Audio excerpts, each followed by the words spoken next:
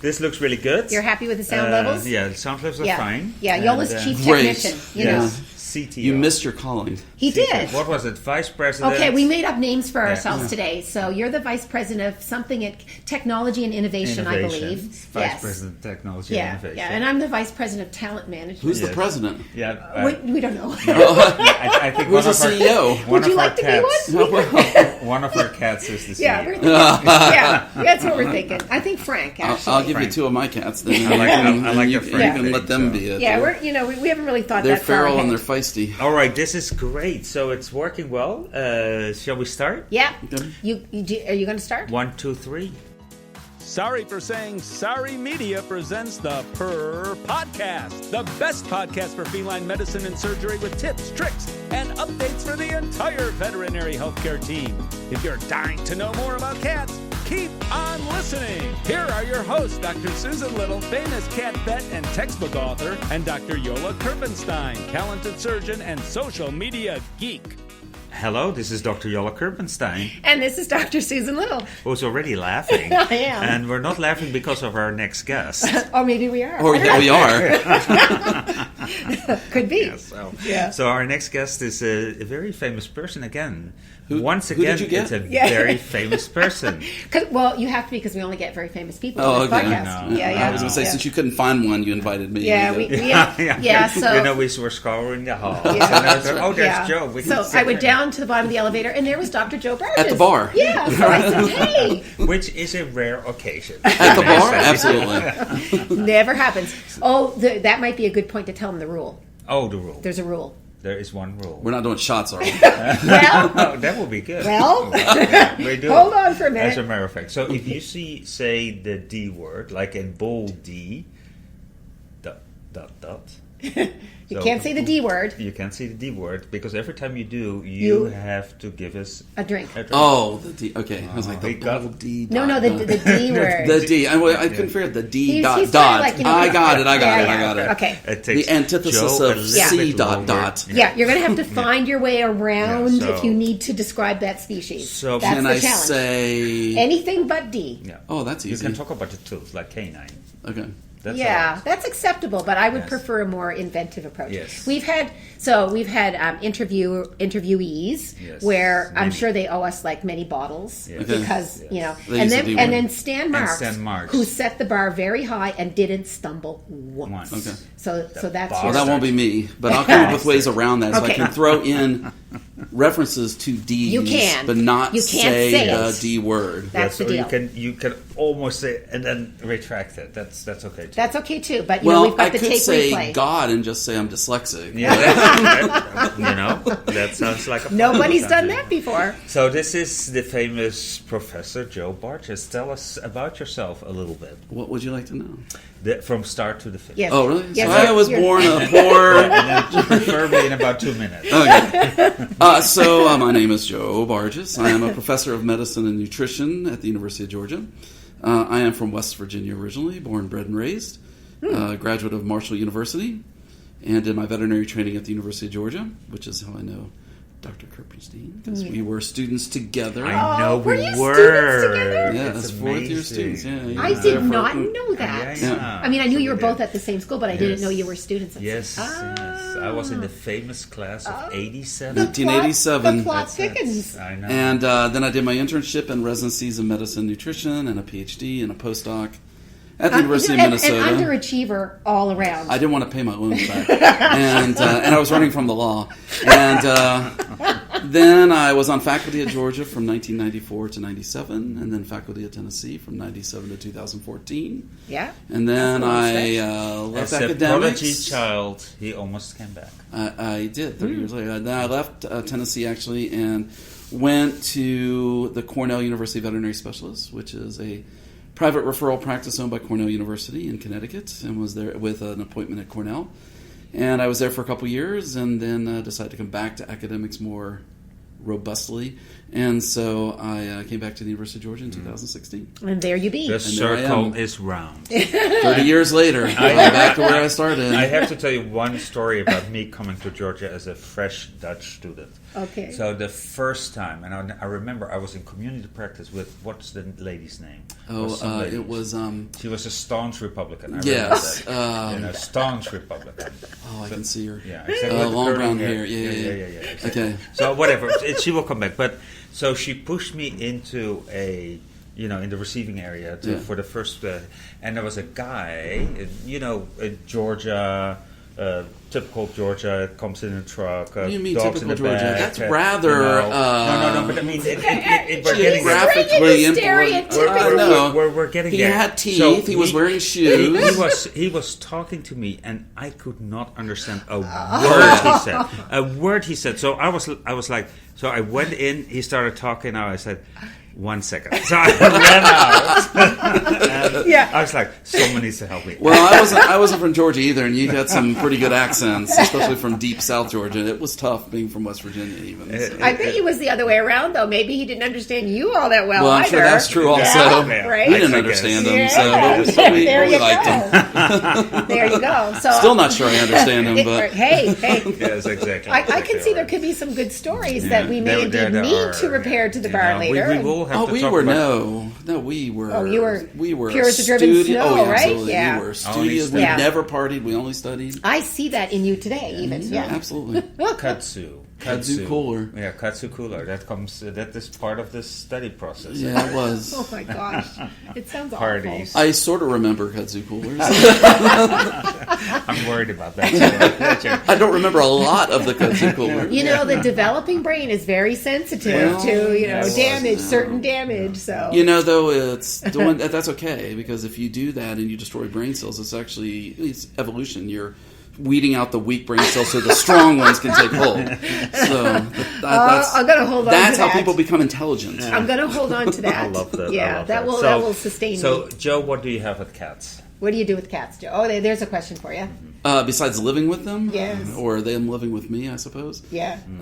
So we have two cats. They were feral kittens. Yeah. Feral kittens. They were. On the campus, right? No.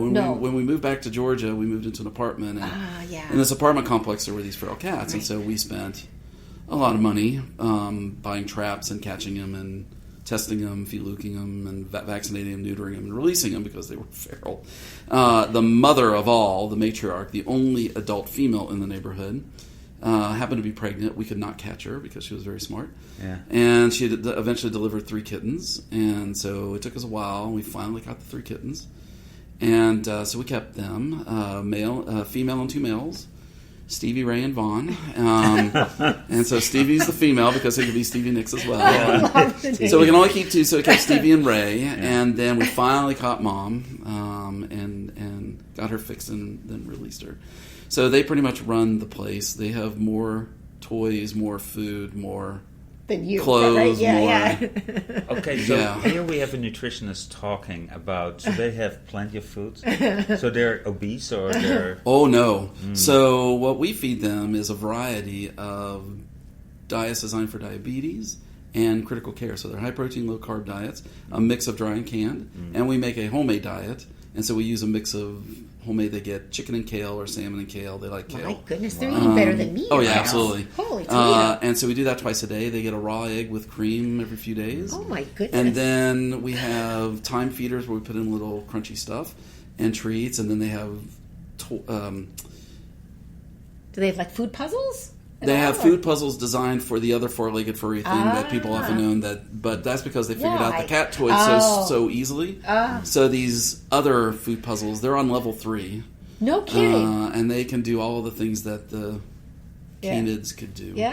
Oh, wow. And they're good. They learn very quickly. That's awesome. So yeah, we've got 3 dozen food puzzles, toys, balls that go around in circles, laser things that turn on, and no, they're lean. You pick them up, they are all muscle. They have very little body fat. They're the way that cats are supposed to be. Oh yeah, they are lean machines. They have a lot of climbing, and they do a lot of hunting, and we play lasers and stuff, and Even in an apartment, man, they're very active and very... So they reign the house. Oh, yeah, absolutely. I think we forget what cats are supposed to be like, right? Because as veterinarians, we see a lot of cats that are not really like cats. Well, when you look at them, you go, well, they kind of look like average cats, but when you pick them up, then you realize they're all muscle. Yeah. They're really really impressive. And Stevie is this gray, long-haired, and Ray is black, short-haired. And so it's hard. You look at her, and she kind of looks fat. Until you realize, like you pick her up and she has all fluff with all of this muscle. Yeah. They are just most cats we see are not like that, right? No. Yeah. I think veterinarians, like a lot of pet owners, our perception of what is normal in a cat has been skewed, right? Skewed towards these sort of less muscle, more fat. Yeah, more like couch pillows. Yeah. But they're they have their bursts of energy, and then they go off and sleep for a while, and then they burst again. Whatever neurons fire, and but the variety. I mean, they like dry, they like canned, they like the homemade.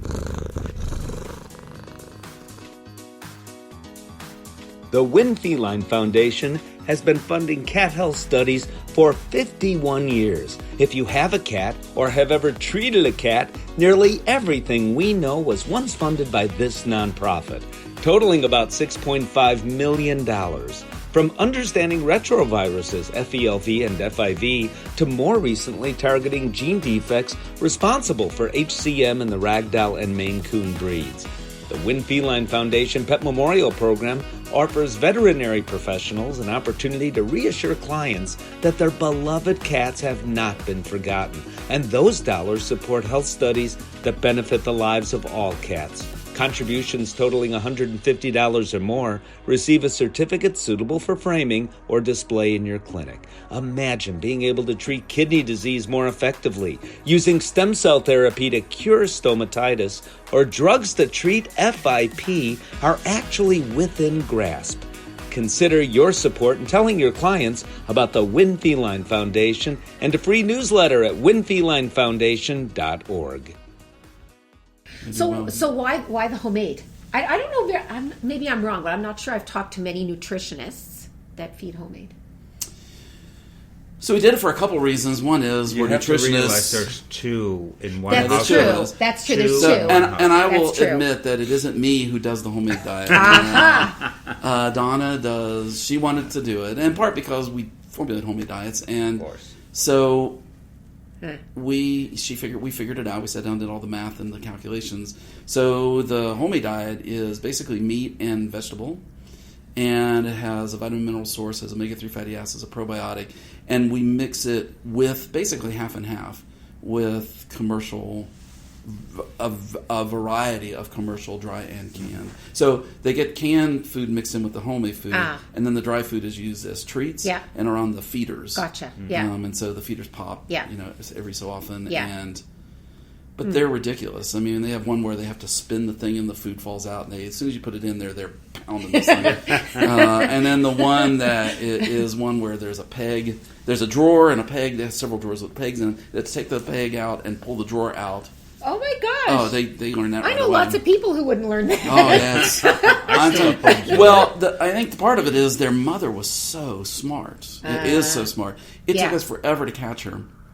In fact, we had one of the traps. We ended up getting bigger and bigger traps because she learned to not get caught. Yeah. And so we'd put the food out in front of the trap, and then she'd come and eat it, and then she'd bring the kittens to eat it, and we'd work it into the trap, and we'd work it all the way back to the end of the trap.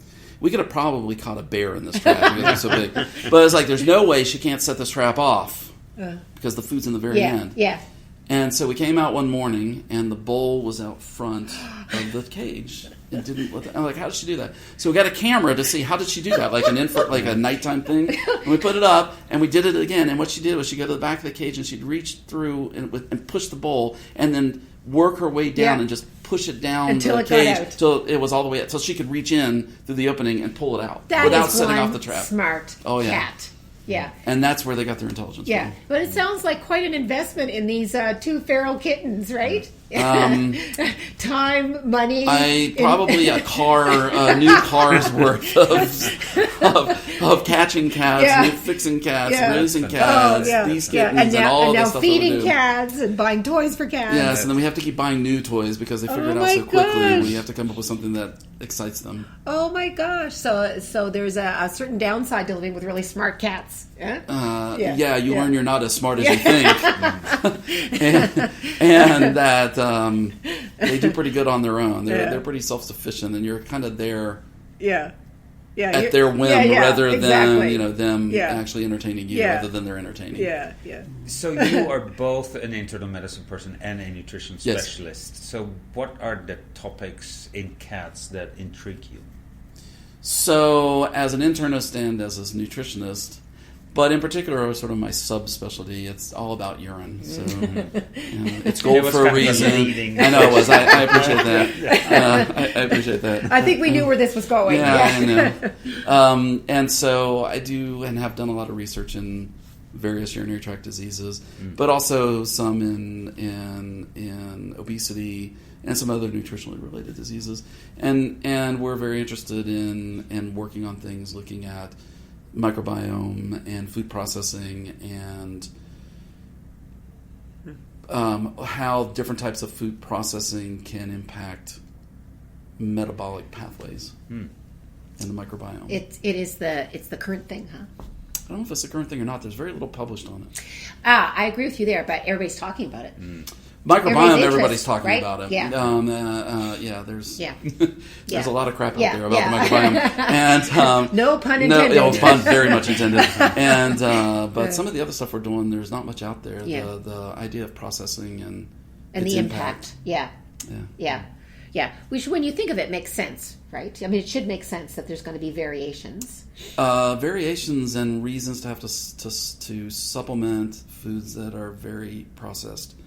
And then the question becomes, as we've developed the techniques, and I have a doctoral student who's working on that in the other group species of other animals. But I have another one that's starting is going to be working with cats. And the impact on disease, and in particular management and prevention of it. And timely enough, there was just an article published in the American Journal, or the Journal of American Medical Association, about last Monday, that looked at 45,000 adults in France, and they looked at the processing of food and mortality, and adults who ate 10% more of what they called ultra-processed foods had a higher all-cause mortality by about 16% or so. I can't remember exactly, than the ones who didn't. And they're like ultra-processed are like... Can you name an example? Ultra-processed are what they mentioned in the... I haven't had a chance to get the whole... That was reported on a news station, and I read that and then went and found the abstract. But ultra-processed are talking about carbonated beverages, flavored beverages, ready-made pasta dishes that you just like throw in that are already cooked and then recooked. Right. The more convenient breakfast bars, those kind of things. There was a whole list of what they grouped into this. So. You better check that out. Well, that's what keeps me going between lectures. When you've got 10 minutes between they did say talks, it isn't that you have to give it up totally. It's just you have to be it's a proportion. And it was ones who had used it more, like they always ate processed, pre-made lunches, dinners, every TV day. dinners and stuff like that every day, every meal. It was the problem. It's interesting to say that, because if you see how some people eat, it cannot be healthy. No. I mean, that's. I mean, it's a no-brainer there. But then and so it's all about balance, right? And it's not for nothing that, as a kid, you get taught these are the things that you're supposed to eat, and at the end you probably eat all the other things that you're not supposed to eat. So, but a glass of red wine a day is good. A gallon of red wine a day is probably not so good. Maybe not. and a lot of these studies, it is so difficult to study because there's so many factors that play a role. So you hear, okay, it's good to drink a glass of wine, but then your next study that comes out says it's not good to drink. Yeah, you have to interpret it in light of everything, but when you have a study with 45,000, which we could population, never which even we can dream never of, right? Do in veterinary medicine. Yeah, but it makes it a little bit more. Even with 45,000 people, you have 45,000 variables that are playing. Oh, absolutely. And you have genetics, because this was out of France, so you've got a genetic, a geographic. And how much is 10% more? Well, it depends on what their base diet is. True. Does that mean they're eating half of their foods as this, or they're only eating 10% of their foods as this, or something? So there's a lot of factors. I had an eye-opener once. I went to a biphosphonates seminar, human biphosphonates, and they had studies that had 40,000 people, 50,000 people, and they were still not able to answer the questions that they wanted to pose. Yeah, but I think when you get to that point, you kind of go, if it takes that many, then the effect was probably not that big. But probably. That, thousands of people or thousands of individuals in a study, for what we do in veterinary medicine, where it's 20, 40. We think 100's a big study, right? And then we're really 40 good. cats represent the 90 million or whatever. And then we're really good in making really strong statements. Oh, absolutely. Because of those 40. Oh, absolutely. And then we look at the statistics. And we don't repeat anything, so we have one study. Yeah, but it's the nature of our environment. I mean, it's the nature of... Well, it's just reality of... It's a reality. Of not having the funds and the support to be able to do those kind of studies. So you got to work with what you have. You got to work with what you got, don't you? That's absolutely true. So let's go to the yellow gold. Okay, let's go to liquid gold. Liquid gold, even yes. What about liquid gold in cats? So probably the biggest issue. Well, there are three probably main urinary issues in cats: kidney disease, bladder stones, and then probably idiopathic cystitis. Indeed. I mean, we see other things, but they're not very common. Those are the big ones. And the kidney disease is very common, and as cats get older, it goes up dramatically.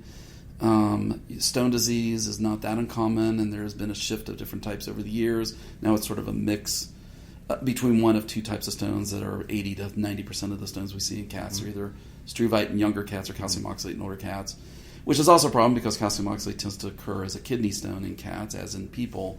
And so you have cats with chronic kidney disease who develop kidney stones on top of it. And then idiopathic cystitis is just that. We don't know what causes it. Still a mystery. And it's kind of similar to interstitial cystitis in women, but not totally. But it tends to be more of a younger to middle-aged cat disease. It's self-limiting. And there's about 10% or less that have more chronic, which are more similar to women, more chronic changes. And although we don't know the cause, what do you think is the cause? I don't think there's one cause. I don't think there's one cause either. I think the problem is we kind of have an idea of several things, and we just don't have the test to prove which cats have this versus that. So probably the two big causes that have been proposed are a stress-associated central nervous system disorder, maybe due to during their development phase, and then the other is a viral etiology.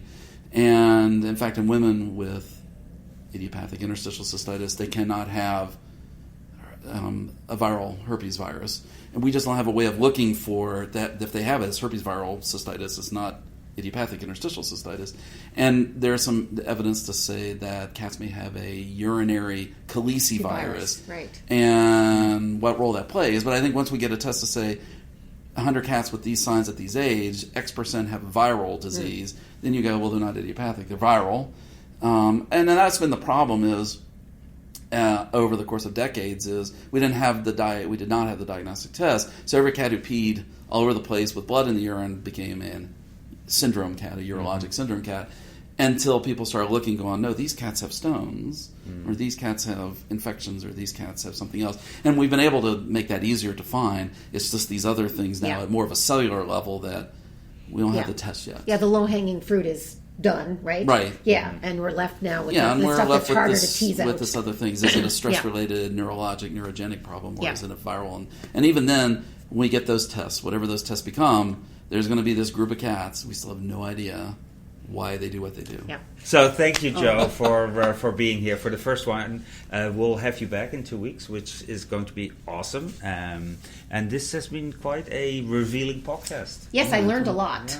Yeah, so. We have not been shy about talking about lots of things. So we can talk hardly anything about pee. I do have one question not for you. enough. What is a kutsu cooler? It was grain alcohol with leaves of kudzu in it, if I remember. But that's the problem, is I don't totally remember. Yeah. It's a bad combination. It was sweet. I remember that. Oh, that's right. I think there was juice or some limes, lemons. I don't remember. There was fruit in it too. Sounds appetizing. Yeah, kudzu is that plant. I know what it is. That's why it sounds appetizing. So the drink that you owe us, it cannot be a kudzu cooler. Oh, I don't know if I can get kudzu out here. So. No, we're okay. But anyway, thank you so much. Okay, thank you. It's been great. Thanks a lot, Joe. The opinions of this podcast are those by Dr. Susan Little and Dr. Jolle Kirpenstein. Veterinary medicine is a complex profession, and often there are multiple diagnostic and therapeutic options for different disease processes. If you're a pet owner with questions, please go to your local veterinarian. If you're a veterinary professional, ask your questions on our Instagram page @Purr Podcast.